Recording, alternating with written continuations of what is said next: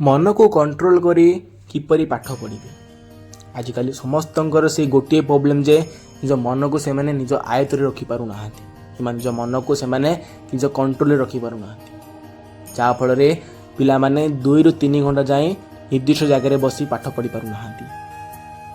आम मन को किपरि कंट्रोल करिबा ए विषय कहबा आगुरु गोटे छोट गप कहूची सुनंतु। थर जने युवक गोटे घोड़ा उपर बसी क्षिप्र बेगर गोटे गाँ आड़ को माड़ी चलता एवं यह देखी जने युवक पचारिला जे एते जोरे व्यस्त हो तुम कुआडे जाउछ। युवक जन कहला मते जना नाही, ए घोड़ा जुआडे जीव मु सियाडे जीवी। वर्तमान आम समस्तंक अवस्था ठीक घोड़ा उपर बसी देबा ए युवक परि हो जाइछि। युवकटी होछि आमे समस्ते, ए क्षिप्र बेगर दौड़ुथिबा घोड़ाटी होछि हमर मन। घोड़ाटी जेपरि जो इच्छा रे जुआडे जीवा कथा सियाडे जाउछि, ठीक सेही परि आम मन मध्य प्रतिटी घंटा रे, प्रतिटी मिनट रे, प्रतिटी सेकेंड रे सबुआडे बुलुछि। घोड़ा ऊपर बसिथिबा लोकटीर सेही क्षमता अछि, से लोकटी जदि चाहिबो घोड़ाटीर लगामटी को धरी निज आयतन रे रखि परिबो घोड़ाटी को, किंतु से लोकटी किछि करि पारु नाही। घोड़ा पर बसी समय पर समय नष्ट कर चलছে।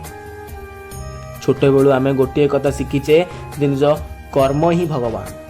गोटे छात्र पाई सबुठारु बड़ कर्म होउची से किपरि ज्ञान अर्जन करिवो, किपरि किछि भल कथा शिखिबो, किपरि निजर बुद्धि को बढ़ाइबो, निजर लक्ष्य पाई प्रतिदिन किछि ना किछि कार्य करिवो।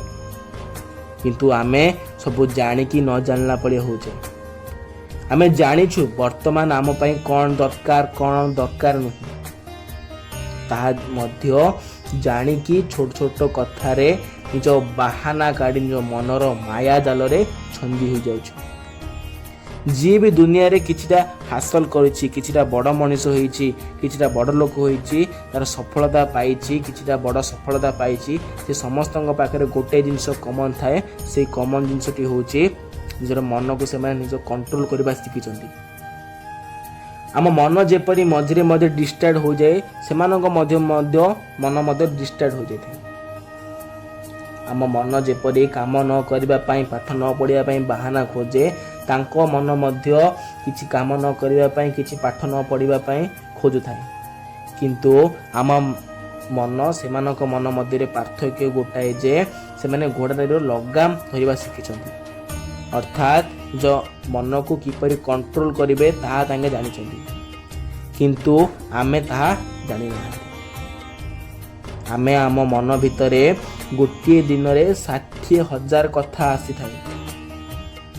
आपण भाबंतु आमे चाहिले भी एई भावना गुडीको ठारू बंची परिबा नाही। गोटे जिनिस करिवो जा फल रे आमे आम मन को कंट्रोल करि परिबा।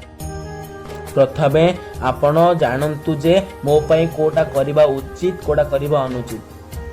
जेपर कि कार्य जहा को भी कले आपणकर लक्ष्य पाइबा ठारू आपण दूरे जिबे नाही, सेही परि कार्य तुरंत निज ठारू दूरे दियंतु। प्रथमे आपणक असुविधा लागिबो, किछिटा खराब लागिबो, किंतु आपणको निज मन को बुझाइबाकू पड़िबो। धरा जाओ गोटे छात्र एग्जाम पाए अल्प किछि मास अछि, सेही मुहूर्तरू आपणकर जो सबुठार बड़ काम कौन ना, एई मुहूर्त सबुठार बड़ काम होची पाठ पढ़िबा। किंतु आपणक मन आपणक पाठ न पढ़िबा पई डिस्टर्ब हेबा पई सूचई दबो एवं एई समय रे आपणको डिफेक्ट करिवो। एई समय रे किछि समय स्थिर होई जांतु एवं मन को स्थिर रखंतु। आपणक मन पुणी कहबो, पुणी डिस्टर्ब हेबा पई, किंतु सही समय आपणक मन को कंट्रोल करबा शिखंतु। एपरि एक परिस्थिति आसीबो जेते बेले आपणक मन आपणक कथारे मानिबाकू बाध्य हबो। सेते बेले गोटिए कथा मन रखंतु जे घोड़ा जेते दूर दौड़ू पछे, जेते स्पीड रे दौड़ू पछे, युवक लगामटी को टाणिबा मात्रे से स्थिर हो जाए, को बाध्य हो जाए। ठीक सेही परि आम मन आपण को डिस्ट्रैक्ट करबा पई जेते बहाना खोजिले मध्य आपण गोटिए निर्देश रे से चुप होई जिबा दरकार। आमे आम मन को कंट्रोल न रखिबा पई गोटिए कारण होची आमे केबे भी मन को उचित निर्देश देई नाहांती।